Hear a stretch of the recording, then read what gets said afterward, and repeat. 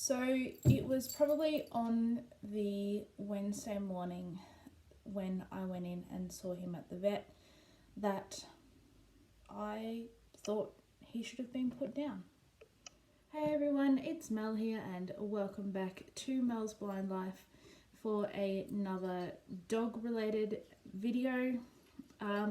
Today I'm going to tell the story of the day my guide dog ate a sock. So this event happened over 4 years ago now. It was Darcy, my first guide dog, who ate the sock, and it was a terrible time. So it all started on a Saturday evening, I think it was, either a Saturday evening or early Sunday morning. And it started off pretty sort of quietly and slowly. I had probably taken off my clothes and put them in the washing basket, I reckon on either the Saturday morning or the Friday night before. And I must have dropped a sock in the process of walking from my bedroom to the washing basket. I was actually living with my parents still at the time, so it wasn't in this house or anything. So on either late on the Saturday evening or very early on the Sunday morning, Darcy threw up. Now this wasn't an unusual occurrence for him. He threw up or throws up quite a lot actually for a dog. I think there's nothing actually wrong with him. He just eats funny things that don't agree with him and they get stuck, or he does it sometimes for attention seeking, which is very annoying. But anyway, Darcy threw up early on the Sunday morning, and I thought, oh well, it's usually just a one-off, we got it cleaned up, and I didn't think anything else of it. And then on the Sunday, he just kept throwing up. He threw up his breakfast, and he threw up probably another couple of times during the morning. Now, we live in a small country town. There's only 2 vets in the town that I was living in at the time. So there was no vet open on the Sunday. The only way that you could get a vet in that town on a Sunday at that time was by ringing the emergency number for your clinic that you used. So I called my local vet probably at about lunchtime on the Sunday afternoon and said, hey, my dog is throwing up again, and we were used to this with Darcy by this stage. So I told the vet that he was throwing up again, and he came out to my place. He did a home visit and he gave Darcy a injection to stop him from throwing up, and he also gave him something for the pain, and he possibly might have even given him some electrolytes to put into his water because he wasn't eating.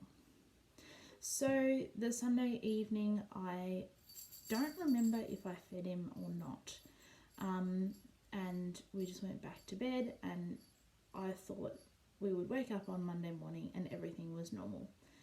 But unfortunately it wasn't. On the Monday morning, I gave him his breakfast. I don't think he moved his bowels on the Monday morning. He possibly did. I just can't remember. It was 4.5 years ago now. And he threw up again. And by this time he was I was obviously getting extremely concerned, and he was actually starting to show some other signs that he wasn't well. So he had actually started to become very lethargic. He wasn't really doing very much.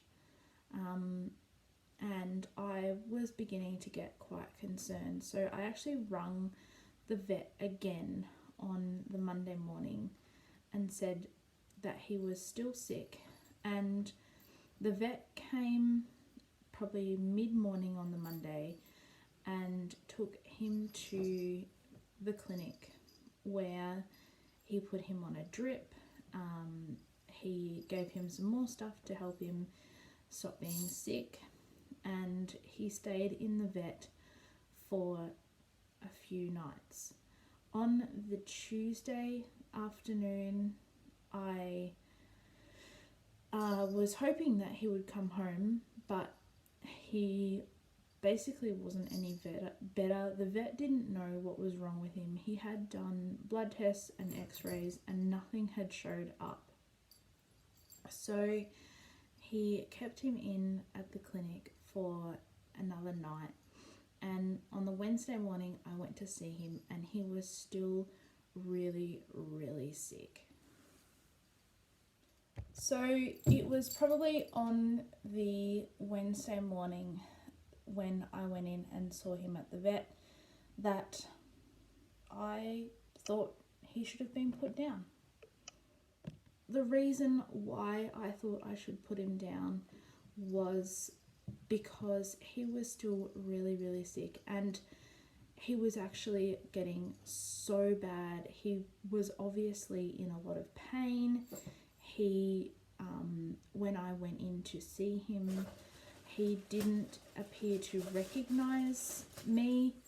He was actually very, like, as I said, you could tell that he was in a lot of pain. He basically wouldn't move.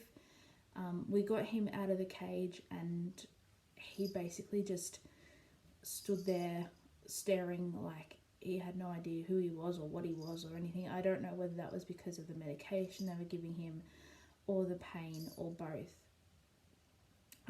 And he was actually so sick that he had started shedding, which with dogs, if they start shedding when they're sick, you can tell that they're like really sick. And I had the discussion with the vet about, you know, what do we do now? You know, should we have him, you know, should I get the vet to put him to sleep? So I wasn't sure. The vet said to me that he would have another go at doing some more x-rays and see what he could do.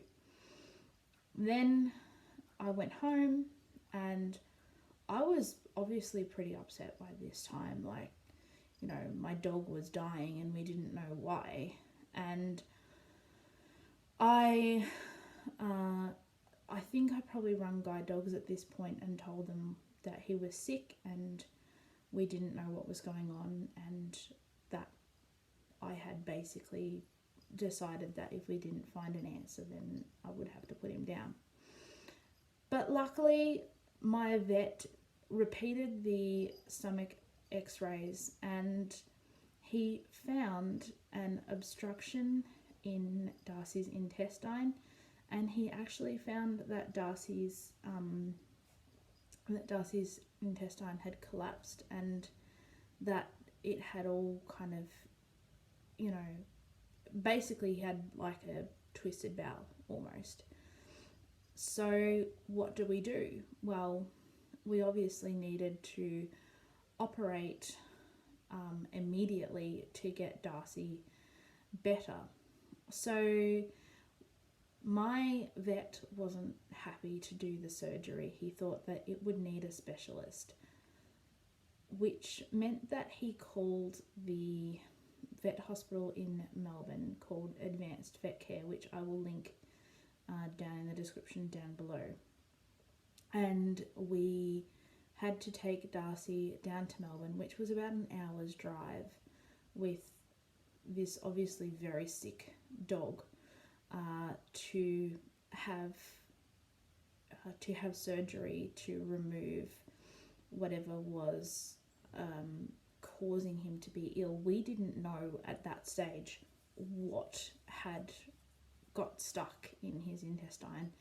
All we knew was that something had got stuck and had caused his intestines to collapse in on themselves and made him very, very ill. So we took him to the vet in Melbourne. He had surgery that night on the Wednesday night, which was 3 days after he started becoming ill. And I think basically, had he not had the surgery when he did, he probably would have died anyway. So Darcy went down to Melbourne for this surgery, and we picked him up the following night on the Thursday. And that was when we found out that the vets in Melbourne who had done the surgery thought that he had eaten a sock. So they removed part of his intestine and part of his bowel to kind of fix the issue. So Darcy has now got a slightly shorter digestional tract than a normal dog would have. And they sent him home to me with a big scar and on pain relief, and he was pretty spaced out by the pain relief. And I had him home after him being in hospital for 3 days. He spent 2 nights in our local vet hospital in Kyneton, and he spent 1 night in the hospital in Melbourne having his surgery. So when he came home, he was still quite spaced out by the drugs. He didn't really start to sort of become a little bit more like himself for another 3 or 4 days.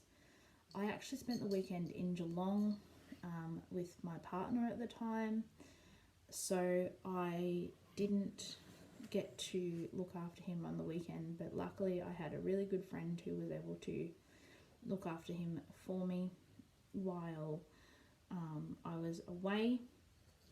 And then he took probably about 2 weeks off work. I didn't work him for 2.5, maybe 3 weeks. Obviously, I kept guide dogs informed during this whole process of what was going on and everything like that. And they actually were able to support me financially with the surgery, which cost a lot of money. So Darcy eventually returned to work. He did have one slight setback, probably about 2 weeks. It was actually just after I'd started working him again. I also started to put him back on his normal dry food diet. We had him on cans of wet food for sort of the 2 or so weeks after surgery, and they said that after 2 weeks we could start feeding him his normal food again. But unfortunately, after that 2 weeks, when we started slowly integrating his normal food back into his diet, he got sick and he had to spend another night in hospital. So all up, he spent 4 nights in hospital over this sort of 2-week period. He had about 2.5 to 3 weeks off work, and he had surgery that cost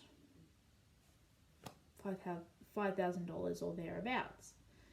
So that is basically the story of the time my guide dog ate a sock. And I hope that you have enjoyed this story. If you've got any questions, anything about it, or any stories that your dog has eaten something, and hopefully it hasn't cost you as much as it did us, but please let me know in the comment section down below. And please remember to share this video with your friends and family. Remember to subscribe to my channel and click the bell notifications. And I will see you all in the next video. Thanks for watching. Bye.